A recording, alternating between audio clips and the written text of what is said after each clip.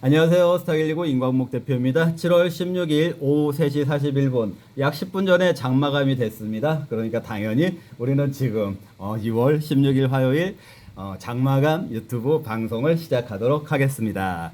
자, 여러분들 어떤 분들이요, 저희 유튜브를 보면서 저는 나름대로 유튜브에 뭐 이런저런 화면 편집도 하고 있고 다양하게 멋있는 도표 같은 것도 활용을 하고 있고 직접적으로 도표도 만들고 있고 또 여러 가지 색깔들을 활용을 하고 있는데 며칠 전에 어떤 분이 이런 얘기를 하더라고요. 대표님 유튜브는 좀 아날로그적인 그런 부분이 있어서 오히려 더 좋다고 그렇게 얘기를 하더라고요. 근데 저는 그 얘기를 들으면서 이게 칭찬이야 욕이야 속으로 이게 칭찬일까 욕일까 생각을 해봤지만 생각을 해봤는데 그분이 워낙 착하신 분이어서요. 우리 구독자분이신데 워낙 착하신 분이어서 욕을 하셨을 것 같진 않고 진심으로 아날로그적인 그런 부분이 있어서 더 좋다 이렇게 말씀하셨다라고 저는 그 진실을 믿고 있기 때문에요. 오늘은 정말로 마치 칠판에 분필을 쓰는 것과 같은 그런 느낌의 아날로그적인 느낌으로 오늘 장마감 방송을 한번 진행을 해보도록 하겠습니다. 자, 그렇다면 제가 그 분필을 쓰고 있는 교단의 선생님이라면은요, 이 방송을 듣기 위해서 접속하신 구독자 여러분들은 학생들이 아니겠습니까? 제가 학생들에게 묻겠습니다. 오늘 선생님에게 혹시 뭐 질문하고 싶은 거 있으신가요? 저요. 저기 잘생긴 학생이 한번 질문해 보세요. 자, 그 질문이요. 오늘 코스닥 왜 이래요? 이런 질문이 나왔습니다. 이거에 대해서 오늘 제가 좀 설명을 드려야 될 것 같습니다. 자, 코스피는 그런대로 견조한 흐름을 보이고 있고, 또 오늘 한국의, 시총 종목들, 삼성전자, 하이닉스, 현대차까지, 다 강세 흐름을 보여줬기 때문에, 그런대로 속도 조절감은 있지만 그래도 한국 증시의 긍정적인 모습이 그대로 그 코스피에서는 전달이 되는데 오늘 그 코스닥은 1.6% 장중에 그런 이상 급락이 나오지 않았습니까? 이 급락이 나오다 보니까 지금 더군다나 최근 그 모두가 미국의 너셀 소형주 지수들이 급등을 했는데도 불구하고 코스닥이 급락이 나오니까 이거 코스닥 왜 이렇지? 이걸 어떻게 해석을 해야 되지? 이런 의문들이 생겼겠죠. 그러다 보니까 오늘 여러분들을 대표해서 구독자 학생이 오늘 코스닥 왜 이래요? 이렇게 질문을 했을 거라고 제가 상상을 해보면서요.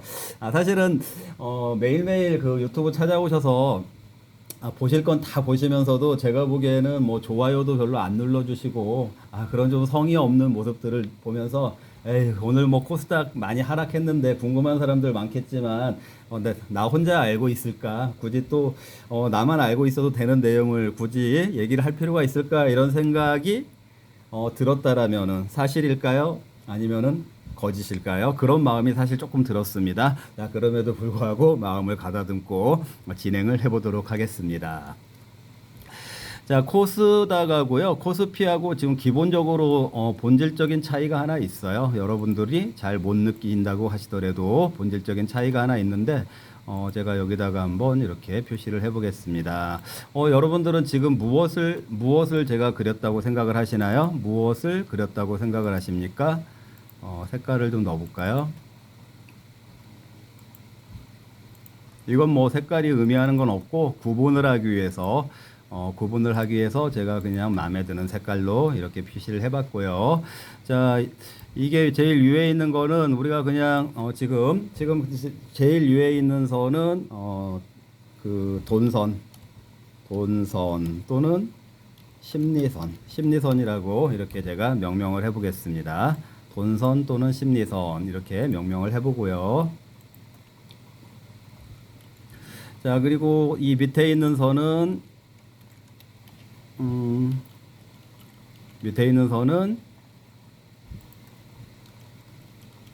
수급선 이렇게 제가 명명을 해보겠습니다. 그리고 또 이 밑에 있는 선은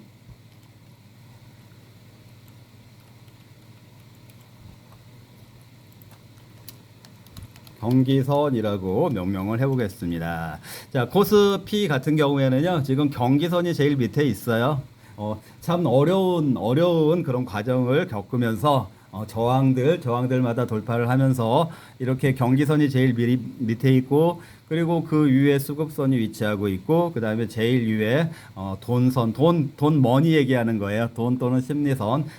여러분들이 이제 그 조금 유식한 말로는 단기 이평선이라고 말할 수 있겠죠. 단기 이평선. 이 형태를 지금 갖추고 있어요. 물론 이게 그 형태가 하루아침에 이루어진 건 아니죠. 그 코스피 같은 경우에도 2600, 2500, 2700 거기에서 얼마나 몇 번을 왔다 갔다 하지 않았습니까? 그 과정 중에 이러한 선들이 이루어졌고, 경계선이 제일 밑에, 수급선 위에 돈선 이렇게 돼 있는 거를 여러분들이 우리가 흔히 말하는 뭐라고 부르는지 혹시 아시나요? 이것을 뭐라고 부르는지 혹시 아시나요?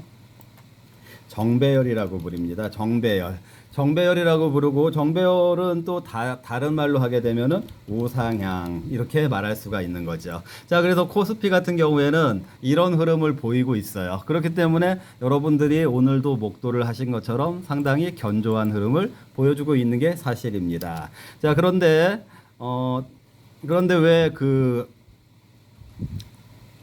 왜 여기 제가 돈선 이게 갑자기 한문자판이 나와가지고요.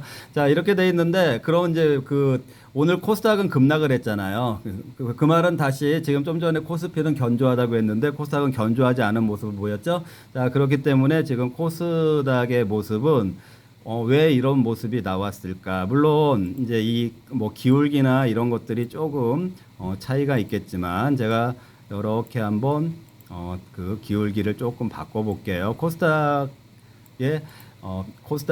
그 우상향이라, 아까 코스피는 우상향이라고 했는데 코스피에 비해서는 오른쪽으로 갈수록 그래도 약간 올라가는 느낌이지만 완연한 우상향이라고는 볼 수 없으니까 조금 이렇게 평평한 모습으로 바꿔봤고요. 지금 코스피 같은 경우에는 제일 중요한 것이 이 제일 위에 있는 선이 경기선이에요. 경기선. 그리고 이 중간에 있는 것이 수급선, 그리고 제일 밑에 있는 선이 무슨 선이겠습니까? 돈선 또는 심리선. 이렇게 돼 있는 상황이에요. 그러다 보니까 우리가 이거를 무슨 배열이라고 부르죠? 역배열이라고 부르는 것이고, 자, 이거는 아직 이제 우상향을 그리고 있다라고는 볼 수 없겠죠. 우상향 도전 정도.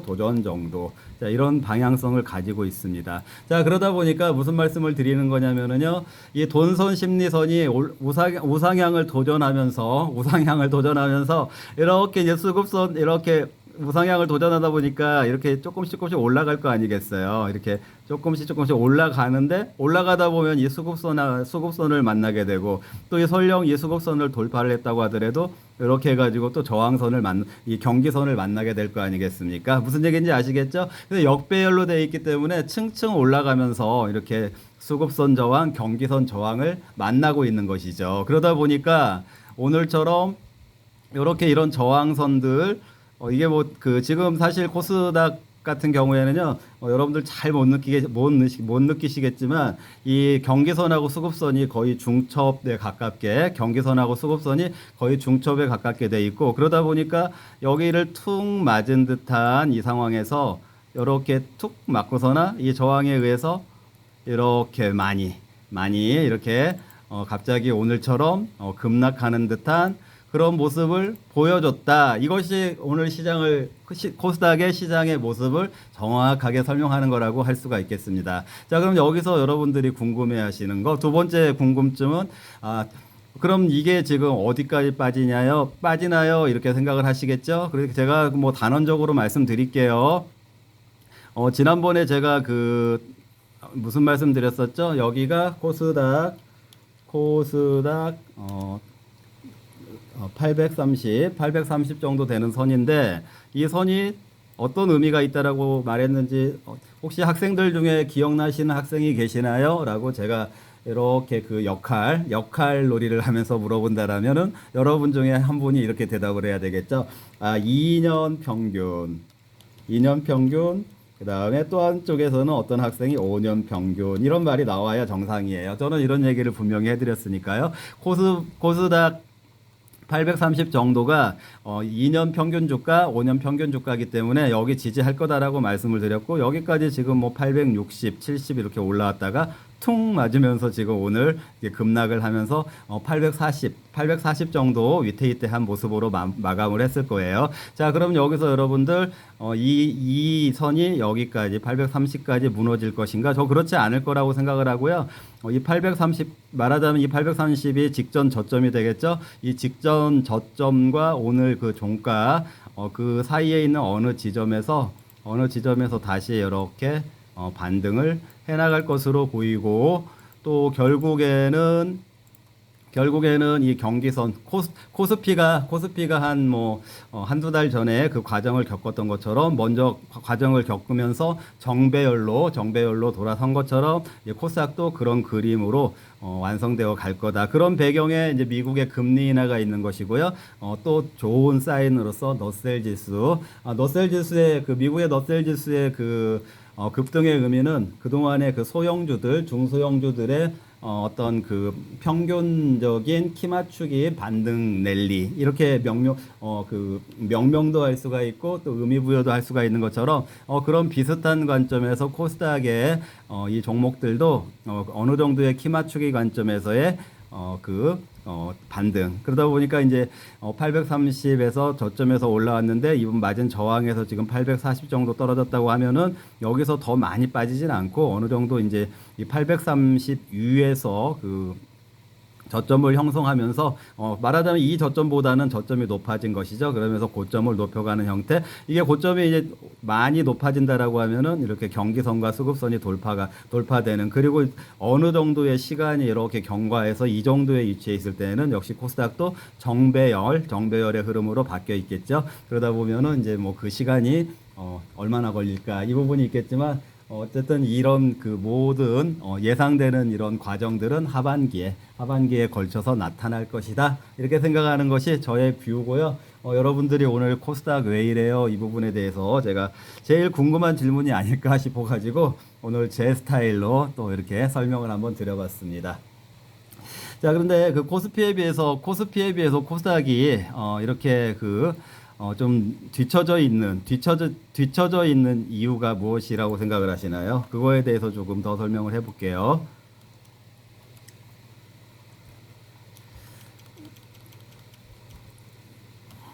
코스닥이 뒤처진 이유. 여기는 이제 그 아날로그 방식이니까 다 지워보도록 하겠습니다. 여러분들 이미 다 보셨을 테니까 우리 아날로그 방식에서는 선생님이 새로운 내용을 쓰기 위해서는 어떻게 하시죠? 칠판을 지우시는 것처럼 이렇게 좀 아래로 정돈을 해보고 새로 적어보도록 하겠습니다. 자, 코스닥에 비해서 이 코스피가 뒤처진 이유는 여러분들은 무엇 때문이라고 생각을 하시나요? 자, 물론 이런 이유가 있는 건 정말 이거는 그 굉장히 정통적인 애널리스트 관점의 이유인데, 이익 전망치가 안 좋다. 지금 코스피 같은 경우에는 그 이익 전망치, 앞으로 그 코스피에 있는 기업들의 이익 전망치가 개선될 것으로 계속 나타나고 있는데, 그러다 보니까 이제 주가가 올라가고 있는데, 오히려 코스닥에 있는 종목들은 이익 전망치가 오히려 더 낮아지고 있다, 안 좋다, 이렇게 이런 이유가 있어요. 이런 이유가 이제 타당한데, 여러분들 근데 주의를 해야 되는 거가, 이거는 정통 애널리스트들의 분석인데, 이분들이 이제 간과를 하는 부분은 여러분들 아시겠지만 코스닥의 그 시총주들은 제가 작전성, 에코프로도 뭐 작전성이라는 말을 좀 썼었잖아요. 엔캠도 그렇고 에코프로도 그렇고 HPSP도 그랬었고 뭐 또 바이오주들 이런 부분들이 있기 때문에 그런 종목들은 사실 영업이익이 실제로 좋지 않죠. 그런데 이 실제로 좋지 않은 그런 시총 상위권에 있는 종목들이 영업이익이 좋지 않았기 때문에 이익 전망치가 앞으로도 계속 좋지 않다라는 전망이 나오는 것은 너무도 당연하다. 자, 그렇다면 이런 전망으로 인해서 이 코스닥은 계속 뒤처져 있을 것인가. 근데 제가 좀 전에 이제 조금의 시간 차이는 있지만 코스닥이 역시 그 우상향 정배열 형태로 상승하게 될 거다라고 예상을 드렸잖아요. 그러면 지금 그 얘기는 여기서 말했던 기존에 있던 그 작전성에 가까운 영업이익이 별로 좋지 않은 이런 시총 상위권에 있던 종목들이 재상승하는 시나리오, 기존 시총주, 여기 코스닥 시총주를 얘기하는 거예요. 재상승 시나리오가 있겠죠. 그 다음에 또 하나는 어떤 시나리오가 있겠나요? 새로운 시총주 등장, 이런 시나리오가 있겠죠. 자, 그 다음에 세 번째는 그 각자 도생이라고 한번 적어 보겠습니다. 제가 보기에는 이제 코스닥이 이제 상승하게 될 거다라고 본다고 했을 때 기존의 시총주들이 재상승하는 시나리오, 뭐 그게 뭐 작전이 됐든 뭐가 됐든 시총주 역할을 할 수 있는 종목들이 없기 때문에 다시 그 종목들이, 말하자면 에코프로 같은 종목들이 막 갑자기 이제 다시 상승하는 거예요. 100만 원까지. 그런 일이 벌어질 가능성이 저는 거의 거의 없다고 생각을 해요. 좀 낮다, 이런 시나리오는 거의 낮다라고 생각을 하고, 새로운 시총주가 등장할 가능성이 제가 봤을 때 한 50%는 된다고 생각을 하거든요. 그러니까 일본의 대한 종목들이 등장할 것으로 보이고요. 그 다음에 이제 이 각자 도생이라는 얘기는 그동안의 그 소외주 중에 우량주라는 전제가 있어야 되고, 그 다음에 롱테일, 긴 꼬리를 가지고 있을 만큼 어떤 그 횡보를 겪은 이런 종목들이 각자 도생이라는 얘기는 제가 이제 이런 종목들도 사실상 세력들이 각 종목들의 세력들이 있다라고 저는 보는데, 그 세력들이 움직이는 시점이 조금씩 달라지겠지만 아마도 이런 종목들이 어느 정도 다 같이 레벨업이 될 거다. 그럼 레벨업이 되다 보면은 시총 상위가 아니라고 하더라도 이 종목들이 각자 도생으로 그 레벨업이 된다라면 나름대로의 그런 세력들의 활동이라든지 아니면 나름대로의 어떤 재료를 가지고 각자 도생하는 이런 종목 수가 많아진다라면은 이런 종목들이 시총을 조금 그 코스닥 지수를 조금 끌어올릴 수 있게 되거든요. 자, 그래서 이제 그 코스닥이 지금 뒤쳐져 있지만 조만간 코스닥도 코스피처럼 쫓아갈 거다. 마치 너셀 지수가 미국에서 쫓아가고 있는 것처럼 그렇게 생각을 하는데, 그 시나리오 중에 기존 시총주들이 재상승하는 시나리오는 아닐 것 같고 새로운 시총주가 등장할 것으로 보인다. 이 부분하고 그 외에 우량주이며 소외주였던 종목들이 어느 정도 레벨업이 될 거다. 그럼 레벨업이 되는 레벨업이 되는 그 정도는 이 롱테일의 길이하고 비례할 건데요. 그게 제가 보기에는 뭐 적게는 뭐 10% 20% 되겠지만 정말 그 롱테일의 길이에 따라서 50%, 100%, 200% 이렇게 상승하는 종목들도 분명히 많이 나타날 거다라고 생각을 합니다. 그래서 하반기에 역시 코스닥도 여러 가지 그 기회들이 있을 거다라고 생각을 하시니까요. 오늘 코스닥 왜 이래요? 이렇게 급락한 거에 대해서 너무 연연하시지 마시고, 이제 오늘 이런 모습이 아마 며칠 지나면은 제가 별로 의미가 없는 하락이었어요 라고 지금 말씀드리는 것처럼 정말 별로 의미가 없는 하락이었구나, 이거 여러분들이 같이 공감하시게 될 것입니다. 그래서 코스닥도 좀 기대감을 가지시고 대응을 하셔야 된다라는 거. 다만 종목들 중에 전반적으로 지수가 올라가면 대체적으로 모든 종목들이 지금보다는 더 나아지겠지만 그 중에서도 역시 좀 더 많이 움직이는 종목이 있고, 그리고 소외가 있는 종목들이 있으니까 아무래도 그 가지고 계신 종목들에 대해서 저한테 한번 점검을 한번 받아보시면 좋을 것 같아요. 제 문자는 010-6656-9502, 010-6656-9502. 문자로 문의하시고 싶은 내용 있으시면은 언제든지 약간 아날로그 방식의 수업 교실에서 이루어지는 풍경, 선생님과 학생들이 아주 친하게 지내면서 질문들이 그리고 대답이 오가지 않습니까? 그런 형태로 해서요 문자로 많이 질문해 주시면 제가 친절하게 성실하게 답변을 드리도록 하겠습니다. 오늘 지금 유튜브 아날로그 방식으로 하다가 제가 지금 너무 당황을 했어요. 왜냐면 또 옆에서 핸드폰이 막 갑자기 대부분 저를 잘 아시는 분들은 이 시간에 유튜브 찍는 걸 알기 때문에 연락 안 하는데 갑자기 전화도 오고 뭐 연락도 오고 또 사무실에 누가 찾아오시기도 하고 그러네요. 마무리해야 될 것 같습니다. 오늘도 남은 시간 즐겁게 보내시고요. 내일 내일 다시 그 아침 또는 장마감 방송에서 인사를 드리도록 하겠습니다. 감사합니다.